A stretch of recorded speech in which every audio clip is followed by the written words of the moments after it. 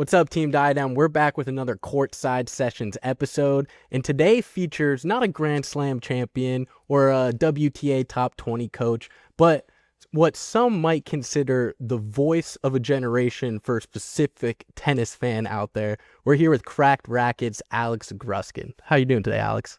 Well, now that I've been called the voice of a generation, I'm doing spectacular. I appreciate you having me on the show, and I'm very excited to chat all things tennis.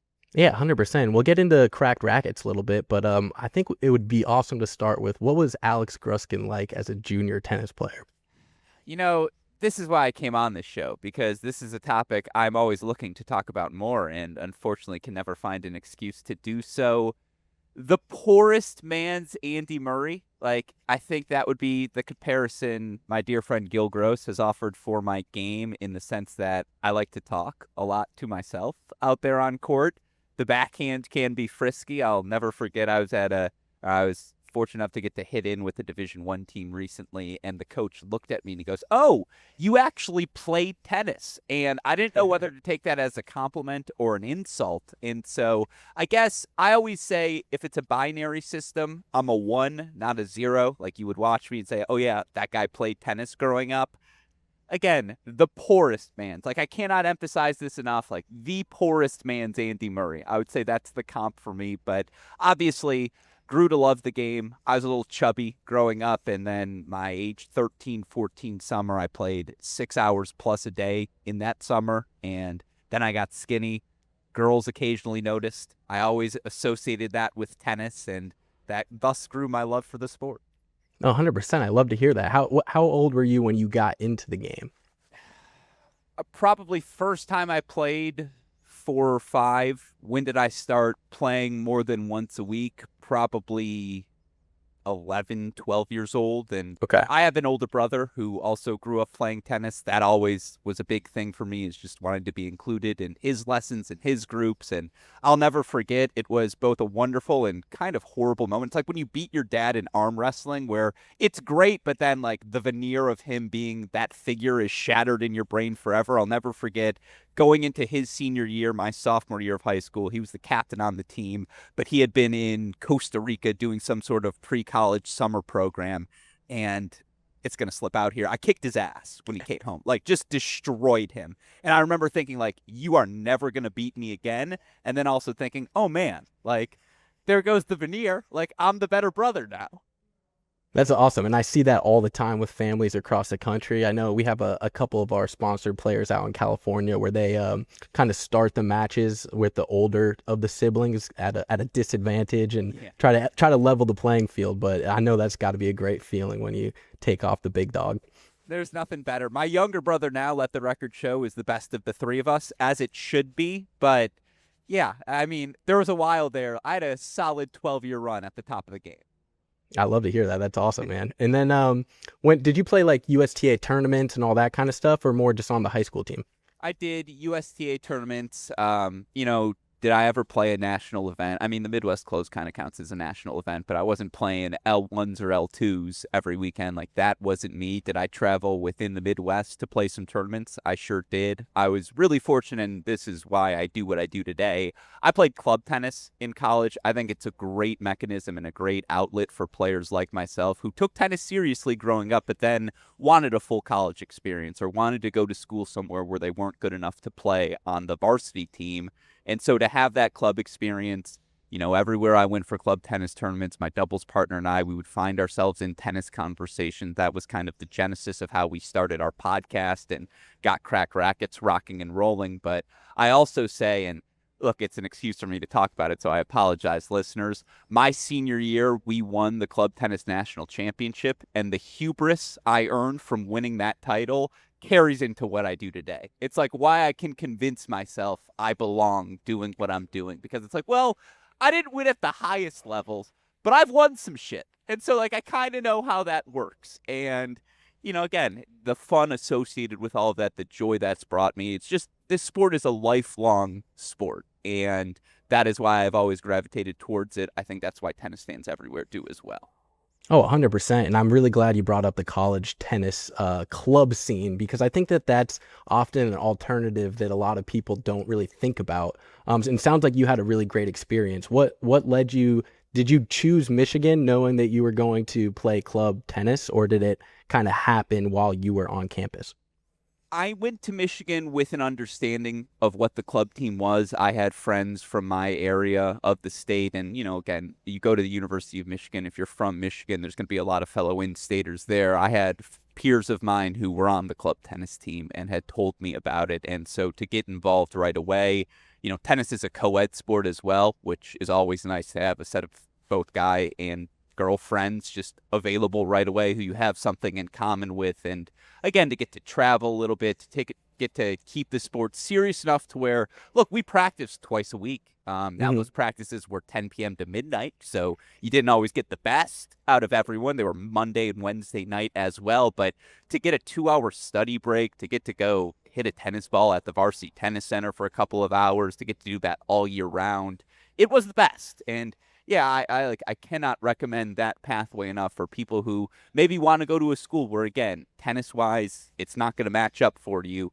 That doesn't mean your tennis playing days ends there. I always say I can retire now because it's like we won that national championship. I'm not going to win anything even close to that the rest of my career, but there can be more tennis that you play after you're done with your USTA junior days. 100%. And I think a lot of people don't really even realize that the club scene has a national like tournament calendar throughout the year. Can you talk a Oh, little bit about the level of competition and what that's like? it's fantastic. Like my senior year, so twofold. Wow. First of all, thank you for asking me about this. I really appreciate the opportunity to get to talk about this because I do think this is something tennis players, particularly those nearing their college days, you need to know about this outlet. My senior year, and this is when I knew there were two moments when I knew we were going to win a national championship. There's a regional process that leads to the national championship. And Hmm. every school that has a program qualifies for their local USTA region. For us, that was Midwest. We'd go to the Nielsen Tennis Center in Madison, which is just a warehouse built for tennis. It's 12 indoor courts, but the urinals don't have dividers, and like it's just an old school. You still see the tubes. They don't have AC. It gets real cold in there. No heater either. Like it's just brutal, but it's the best. It's just built for tennis. You play the regional there. It's like 32, even maybe 64 teams and top Hmm. five advanced. The USTA actually offers stipends because they realize, hey, you're college kids. You need a little help traveling. I always get to joke around. I think the stipend for the winning team is 1,500. For the second place team, it's 500. We won 5K playing during my college days. It's like, hey, I did rack up some prize money. Not a Grand Slam champion, but again, they do make it worth your while. They make that aspect of the competition that much more fun. I had a no drinking rule on regional weekends because I was like, hey, we're playing for prize money. Like, let's get our act together, folks. It was really fun. And then, throughout the year, they have a fall national tournament. I think in Hmm. Charleston, South Carolina, or Hilton Head, one of those locations. They have an event called Duel in the District hosted by Georgetown. You get to play on the city open courts. Like, there's a very funny video. I can post it when you tweet out the link for this pod of me walking onto center court at City Open and like doing a fake little hand clap and saluting That's the awesome. crowd because it's just an opportunity you would never otherwise have. And, it's countless players. I remember getting ready for our semifinal against UCLA. You got to look up who you're playing. So I go to tennisrecruiting.net and I look up and I see, yo, they have two former four stars like on their roster, and these kids are freshmen in college. Like they're still going to be very good. There were four stars everywhere on our team. The real reason we won, we had a four-star girl who, and I say this with love, I don't mean to make light of it. She made three girls cry because she beat them so badly. Like it was just an unbelievable sight to see. We also had a girl on our team who tore her ACL while playing varsity tennis at Michigan and Oh, thus wasn't able to continue her career, but stayed there as a student, wanted to get back into the game. She was able to play for us. Like she was a top 50 junior in the world growing up. So you get players like that spread out across so many different rosters in the country. The level is crazy. It keeps you in shape. It's a really fun, the energy, there's a lot of passion there because everyone's been exposed to college tennis and they try to bring elements of that into the club game.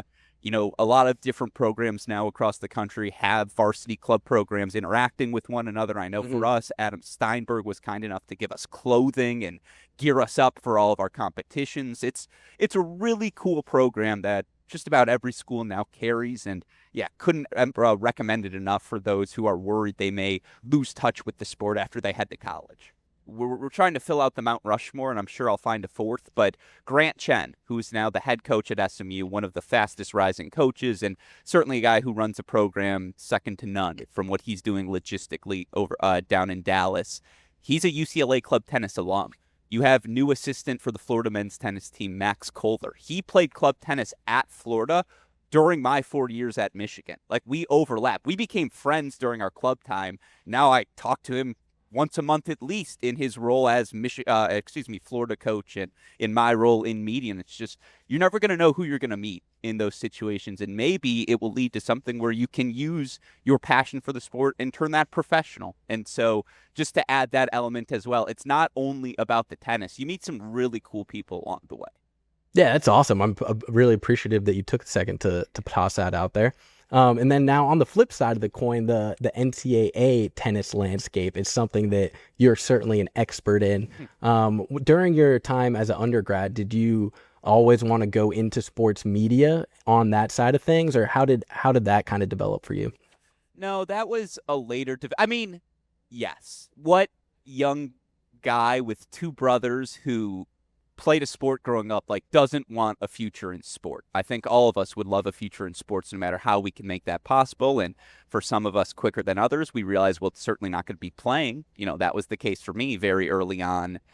I did know I wanted to keep tennis in my life somehow as college was wrapping up. And certainly once we won that club tennis national championship, I was like, well, I have to keep this in my life. I really, though, didn't want to teach lessons because I had done that before. And it's not that I don't like the grind of being out on court and working on things. I just didn't want to do that professionally.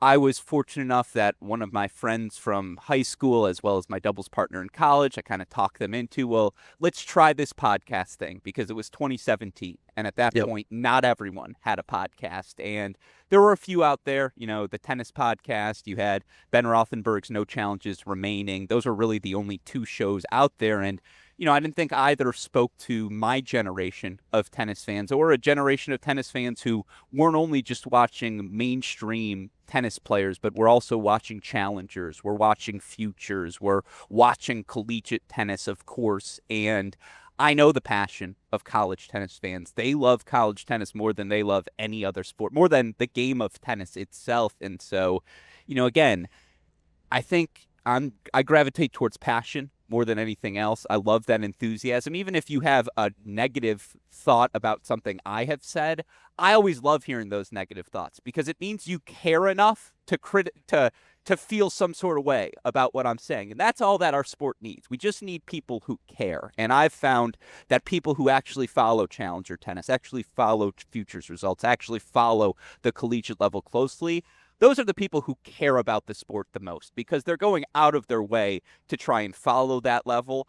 Our job at Cracked Racquets, as we learned, and something I always wanted to do, was, hey, let's make it a little bit easier for that fan to follow this sport that they love so dearly, whether it be via podcasting, following big picture what's going on, whether it be something we have gotten into far more closely, the broadcasting of it all. And that's what really has turned Cracked Racquets into a business, being able to stream matches for the ACC, the SEC, the Big 12 on ESPN Plus, to get to put the NCAA championships there, our coverage of the national indoors, of course, and a thank you to everyone at the ITA, Tim Russell, the outgoing CEO, willing to embrace us early on and let us steer the indoor coverage, which I think broadcasted every year since 2020.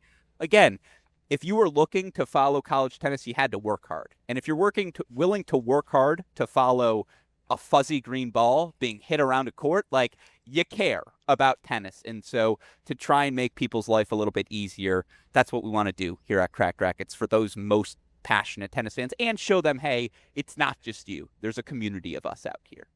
Yeah, it's fantastic, and you guys are doing a great job over there. In the early days, it's 2017, and you're telling people, that you want to be a podcaster.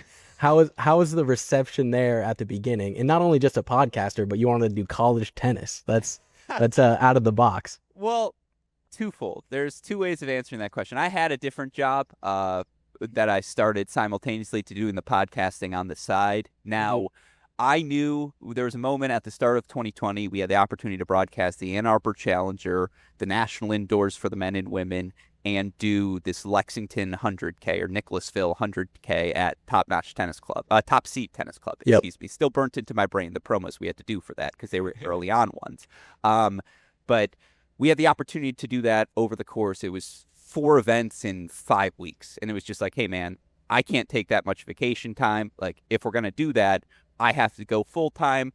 My colleague Dalton, who has always been the most supportive of every idea. And that's why I like working with him, because I'll make a joke to him in passing in an off-brand conversation, and then he'll call me the next day and be like, hey, so I talked to 5 sponsors and 3 logistics people, and I think we can do that idea. And I was like, but I was kidding. And he's like, well, not anymore. We're doing it now. And then, of course, Daniel Westoff, who I also work with, who Dalton and I then said, hey, we hatched this plan over the last 36 hours. And he goes, okay, I need 1 more hour and I'll make it happen. And so, again, they were always there for the institutional support. Dalton was kind enough to financially be like, hey, I'll make this sure that we're comfortable, but you're ready to go full time. I have a salary for you. My mom, like all loving Jewish mothers, was immediately like, oh, Alex, go pursue your dreams. And I knew I had her support. For me, the big thing was when I went to my dad and said, hey, this is where we're at. And he goes, no, you have to try this. Otherwise, you'll go crazy. That's when I knew, okay, I'm trying this. I'm doing this full time for sure. Now, I will say the worst part about my job is having to explain what I do, because there's never a clean answer to that question. And, every time, because at first it was just a podcast and now it's turned into the broadcasting, and always my parents are like, or I assume that's how they explain it to their friends as well. He was a podcaster and now he does the NCAA tournament, and now he sometimes is at challenges emceeing, and we see him in Cleveland, and it's great. So that's always, so you're a podcaster. And it's like, well, yes, but it's also all these other things as well. That would be part one of, it would be, again, it gets a little weird explaining, but no, the big thing, and I always say why I don't get nervous about these things, and I guess this is advice to any parents listening. I know my parents love me, and big picture, that's really all that matters. My parents love me, my brothers love me. I don't really care if someone gets mad about a segment I do, because the people that matter most, they have always been the most supportive. Dalton and Westoff, again, they tolerate a lot of my nonsense. As you've learned here in our 19 minutes together so far, I can talk. Westoff has to edit that talking and still lives with me. So the support has been wonderful. I mean, college coaches, this wouldn't have worked if coaches didn't embrace what we were trying to do. This is another off-brand story. I think your question was about what explaining my job, or did people embrace it? But to speak of why I have stuck with this so much and why I think my parents are supportive like they are, at the end of this year's NCAA tournament, it was a year of a class of 5th years graduating. People like Cannon Kingsley and Elliot Spizzeri, and Fiona Crawley's a 4th year, but Elizabeth Scotty, her teammate, who was there for 5 years. A generation of players who kind of had their whole college career with the growth of Cracked Racquets, and with them embracing what we're doing. That's what's allowed us to continue to grow the things we do. And, again, that's half a decade of your life. I've spent half a decade of my life with these people, and, they're the last generation that's really going to be close to me in age, where, the gap isn't that big. We grew up doing the same things. I got emotional when a Cannon Kingsley or an Elliot Spizzeri was like, hey, Alex, I just wanted to say thank you and goodbye, and I'm going to miss what, and I was like, no, stop. I'm live on air. You can't do this right now.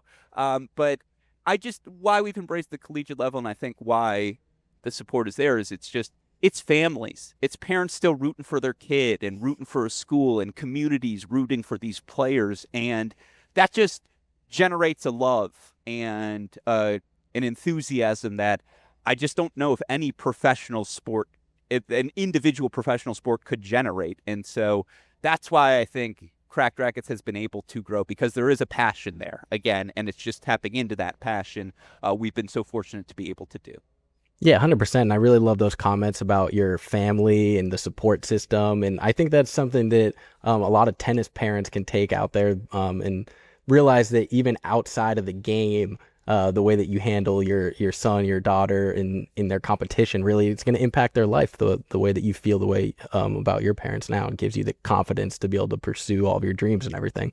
Yeah, no, I appreciate you saying that. It is something, I'm not that old, 28. But as you get older, like I think there's a point in your life where you think, oh, everyone loves their parents the most. And then you're in your rebellious teenage years and you're like, oh, no one likes their parents right now. And then you kind of get to college and that's where you kind of figure out, do I or don't I like my parents? And I'm very fortunate to realize, like, especially now with some perspective, like, wow, they were really good to me. Like my kids will be lucky if they have a tenth of the childhood I have. And that's why I try to give them credit as much as possible when I'm asked about why can I do what I do. I'm very aware it is the support and the love. And, again, I think to be someone like me, you have to have parents like they are who are just kind of tolerant of, all right, like as long as he has the big picture thing in mind, we're going to give him some creative freedom. And I'm just so appreciative of what they've done. And yeah, in a sport like tennis where it's so demanding on parents, like you think about as a player, you've got to play 3 matches in a day. Your parent has to drive you to all 3 of those matches. They got to get you fed between those matches. They got to make sure you have enough clothes to get through those matches, enough water to get through those matches, because you sure as hell aren't thinking about that. And like, I wasn't thinking about that when I was younger. I didn't have to worry about those things. And so, again, I guess to the parents out there, just knock on wood that the moment your kid leaves college and has any sort of responsibility thrust upon them, they start to realize, oh man, did I have it good those first 22 years? But you also start to realize, like, you're not going to have success if you don't have the supportive parents behind it as well. Oh, 100%. And then another thing that you mentioned a little bit earlier was talking about the team that you work with. And I wonder if any kind of the lessons that you learned as a high school and college club player in a team environment has helped you and the boys have so much success. Absolutely. I had a roommate, my dear friend Michael, who I quote too often on the show, to the point where I was going to offer them a quote and they go, is this from Michael? And that's when I knew, okay, I probably quote him too much. But he used to say he's the authority on authority. He also once called himself a once in a generation song, or the songbird of our generation. In his vein, I like to think I'm one of the teammates of our generation. Like, that is something I learned how to do in tennis in particular, because you still have to be an individual. You still have to focus on your court, but you have to generate a sense of connection between courts in an individual sport. And you have to work a little bit harder to do that in a sport that isn't team-centric, in a sport where I don't need my center to snap the ball perfectly to me and then the quarterback to perfectly deliver the pass on time, by the way, to the receiver who had the other ex-receiver break the route correctly so that he would have the space open to break the cover 2 package that the Buccaneers were playing today. Like, that's not how tennis works. I got to hit my serve well. In doubles, I think doubles is the closest you get to a marriage outside of the actual institution itself, because you got to be in communication. You got to talk through, hey, this works for me. Hey, this doesn't. You have to, there's a physical element as well. There are going to be high fives. In my experience, that's always worked well when you're communicating in that sense. And, again, a pat on the shoulder, whatever it is. Hey, we got this. My doubles partner and I in high school, my dad used to make fun of us because we'd go handshake, slap on the ass after every point. That's just what we did. And like, our coach was complimenting all the doubles teams. He's like, good serve tee, good whatever. He goes, 1 doubles. Great chemistry. And I was like, again, is this a compliment or is this like a criticism? You don't have anything nice to say about the tennis. But those sorts of things, like you just learn, and a club tennis program, getting people to work out when they've got other college commitments. And hey, you're not playing varsity. Obviously, as it relates to the Cracked Racquets team, it's a startup. Like, you have to have trust. If you don't have trust at the start of something like this, when you're taking some risks and taking some chances, you're just going to be in trouble otherwise. And so certainly, Westhoff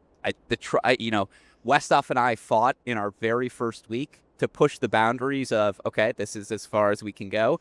And we've never fought since. And it's because after 7 years, you kind of learn, okay, I know if he is nagging me to do something, it means he really needs me to do it. Otherwise, he knows I really don't like to be nagged, because that's the thing that just frustrates me the most. So I know he's only doing that if it's a serious thing. Dalton and I, we bicker because we both have a lot of ideas and we both like to talk. But we've both learned over 7 years that bickering is actually the most productive thing, because if we can ultimately agree on something, it's absolutely the right idea. And just, again, to know it's never personal, and to know that disagreement is healthy. And just the key word, again, is trust one another. We trust that we all have the same idea, the same goal in mind. And so I think tennis teaches you to build trust, doubles in particular, more than maybe any other sport, because if you don't trust your doubles partner on there to execute the serve, to not get you killed when you're the guy at the net, to put a freaking return in play, to make sure he hits the bump lob well enough that you're not taking an overhead to the crotch when you're one up, one back, like all these different trust things, you need that in life as a business skill, as a professional skill, I should say. And trust has been the biggest thing here at Cracked Racquets when, otherwise we wouldn't have been flying by the seat of our pants. But we trust one another, even if it requires some creativity, some thought out decision making. We trust each other that we all have the right intent in mind. And so hopefully we'll get to the goal together. Yeah, it's really cool to hear how that how your tennis careers impacted you professionally. And you referred to Cracked Well, I Racquet. worked in tennis, let the record show. So I would certainly hope that's the case. Yeah, right. And then you referred to Cracked Racquets as a startup there. I would love to, if you could do a quick kind of synopsis of the growth of Cracked Racquets over the last 5-6 years and everything that you guys have been able to accomplish. Highlight that for everyone that's listening. Yeah. I just want listeners to know quickly, I joked with Kevin before the show, I'll try to be economical in my word choice. I think I'm getting like a B- on that exam, and that's being graded with a curve thus far. Well, there's plenty of time to finish strong. Yeah, exactly. So again, Dalton, Daniel, my two colleagues, they went to high school together. They were high school tennis teammates. You never know who you're going to meet. They went to college together. They're the closest of friends. They, like me, saw the tennis landscape, and as lifelong tennis players said, hey, no one is talking about it the way I talk about it with my friends, the way I've encountered it in my many whatever across the globe. I started my podcast in 2017. They started Cracked Racquets in 2017. Same summer. I think we were July. I think they were August 1st. They did an interview with Will Blumberg. The interview was awful. Dalton was not as his best as an interviewer. But the concept of what he was doing was awesome. And so I sent him a DM. I saw Parsa had joined the team. I sent him a DM. I said, hey, here are 3 podcasts. We're never going to have player access like you will, but I think you'll like this podcast. I agree with your theme. And I think if you let me did some interviews, some cool stuff could happen. And from there, again, I'll know our first conversation, I was in a parking lot in a Noodles and Company, and we ended up talking for 90 minutes. So I'm just sitting in this parking lot, and I just knew immediately, this is the guy I want to work with, because, again, Dalton will take an idea and run with it until that idea is seen to its finish line. And in my experience, particularly with startups, you need someone like that, someone who in 2018 and 19, when no one knew who we were, would be shameless enough to send a DM to Coco Gauff, or shameless enough to ask said tennis coach, hey, can we do this with your school, and not be embarrassed about being told no. That is his greatest strength. He is not afraid to be told no. And to have someone like that on your team, again, something you learn about team, it's just, you need that. And Dalton, more than anything, he is the backbone for us. He is the one who says, I will go do this thing. Don't you worry about it. Good guy, bad guy. I can play that role. Westhoff is just a problem solver. If you tell Daniel Westhoff, and he's just the most dedicated person, the most honest person, it's almost, he can't lie to a fault. So you always know exactly what he's thinking. And it's very fun to be in that perspective as his colleague. I imagine it's less fun to be at that on his side. I mean, here is the Daniel Westhoff story quickly that epitomizes him. I've lived with him for 4 years, just me and him. I didn't know until 6 months ago that the garbage goes out on Tuesday nights, and not once has he complained about that. And the only reason I learned is because he goes, hey, I'm out of town for a week, take out the garbage on Tuesday. Those are just the 2 people you want in your life. And so that is why we've been able to put in a lot of hours and get where we are today. That's awesome. And then what's the future of Cracked Racquets look like? Where do you guys want to take it? I will say quickly is that our global director of tennis, when I told him I was hopping on with you guys, referred to Cracked Racquets as the bar stool of tennis, where it's kind of an encompassing media group that is focusing on fun things and all that kind of stuff.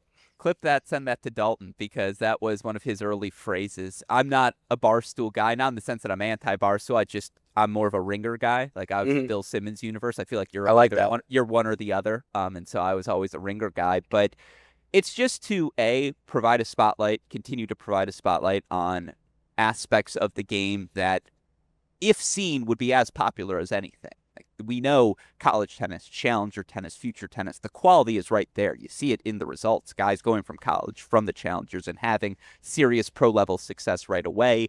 The levels there, we want to continue to shine a spotlight on them. How do we go about doing that? Well, it's trying to continue to grow our broadcasts of college tennis, not just so that we're showing every school, but so we're showing every school with the sort of cameras that they're accustomed to, not just the play site cameras who do an excellent job, or again, all these different companies, but working with those companies, PlaySite in particular, to develop the technology even further and provide maybe automated line calling to make things that much more accurate, and just all the different things we can do to help grow the sport technologically, grow the audience for the sport, and continue to engage with fans who may not otherwise see the fun aspects of the sport.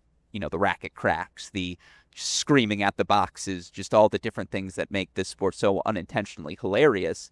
Continue to shine a light on those things so that the sport receives the attention and respect it deserves. That's awesome. And then I think it sounds like there'll be a lot more broadcasting in your future. And it sounds like as a junior, you may have looked up to Andy Murray a little bit. In broadcasting, is there anyone that you're looking at the pinnacle to try to take some of their game and apply it to yours? Yes and no. The reason I say no is because I really don't like stealing people's takes. And so when I say I don't listen to other people in tennis media, it's because then I can go on my show and repeat maybe what someone else said, but do it, blissfully, or ignorance is bliss in this case, right? And I didn't know they said that. And so I'm really hesitant to steal takes. I will always cite my sources, but I try to consume less tennis media. From a broadcasting perspective, I mean, I grew up in the church of college game days with Chris Fowler. So, of course, that is someone. The day he sent me a DM, which is a real thing that happened, there were many text sent of screenshots like, you're not going to believe this. That was a starstruck moment for me. Of course, I think he's a gold standard, but there are a bunch of different excellent broadcasters, from Jim Courier to, I don't want to leave off names, got to meet some of them at Tennis Channel. There are many good ones out there. I will continue. Again, I've tried to learn less is more, especially when you're in the broadcast booth. Don't talk over the tennis, all these different things. There are a lot of people who exhibit that well. I'm optimistic about the future of tennis media. That's awesome. And I think you're going to be right there in the mix with everyone and continuing to push the boundaries there. On the you mentioned Chris Fowler, and you have probably had a chance to meet a lot of these stars of the game, stars in the industry. As someone that's such a big fan of the game, is it hard for you to kind of detach that and keep it professional, or has there been any experiences like that? Not anymore, because the moment I went full-time, you just have to treat it like a full-time job. And if anything, I think sometimes I'm too reserved in those rooms because I don't want to overstep, or more importantly, frustrate other journalists who have equal questions that they want to ask. But I will say, I would never ask a player for a photograph other than Ernest Gulbis, but it was a photo for my brother, so that doesn't count. And that was older me. It is funny, like, I was Venus, Novak, like Nadal, they walk in the room and they're glowing. Like, you're just like, oh, that's why they're a superstar, because it's just a little different when they do enter a room. Other than that, I like to think I've worked off most of it. I mean, like, I still got nervous yesterday. We interviewed Diana Schneider. I've met Diana Schneider, talked to her, but it's like, hey, this is a top 25 player. Don't screw this up. Again, full circle moment here. I do know my parents love me, so I try not to worry about those things, and more than anything, just, as a wise man once said, act like you've been there before. Yeah, that's great. I love that input. I think it's kind of a cool thing. I talk to a lot of our junior players that get to go to maybe a slam and end up in an autograph session, and they talk about how cool it is to meet their favorite players. So for someone that gets to do it so often, it's probably a really cool experience.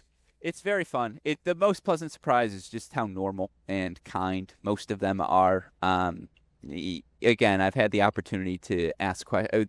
Especially, there was a streak during COVID time, like 2020, when the tour was renewing. It was Ostrava and Linz back to back, and every press interview session was on Zoom. So it was much easier to get involved in those press sessions. And I think I interviewed Arina Sabalenka 8 straight days.